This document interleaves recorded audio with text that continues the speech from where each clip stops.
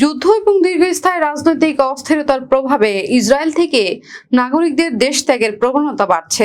Tel Aviv বিশ্ববিদ্যালয়ের এক গবেষণায় বলা হয়েছে, টানা তৃতীয় বছরের মতো 2025 সালেও প্রায় 50,000 ইসরায়েলি এক বছরের বেশি সময়ের জন্য দেশ ছাড়তে পারেন। গবেষণায় কেন্দ্রীয় পরিসংখ্যান ব্যুরোর ভ্রমণ সংক্রান্ত তথ্য বিশ্লেষণ করে দেখা গেছে 2025 সালে অন্তত 3 মাসের জন্য দেশের বাইরে ছিলেন 90,000-এর বেশি ইসরায়েলি। গবেষকদের মতে দীর্ঘস্থায়ী যুদ্ধ, রাজনৈতিক অস্থিরতা এবং নিরাপত্তা নিয়ে উদ্বেগ এই প্রবণতা বাড়িয়ে দিচ্ছে।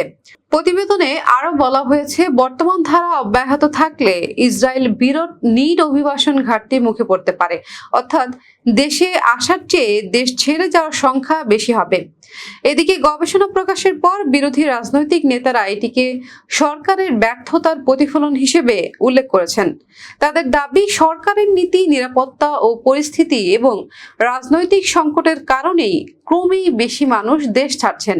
গবেষকদের সতর্কবার্তা, পরিস্থিতির উন্নতি না হলে ভবিষ্যতে এর প্রভাব ইসরায়েলের নিরাপত্তা, অর্থনীতি এবং দীর্ঘমেয়াদী স্থিতিশীলতার উপর পড়তে পারে।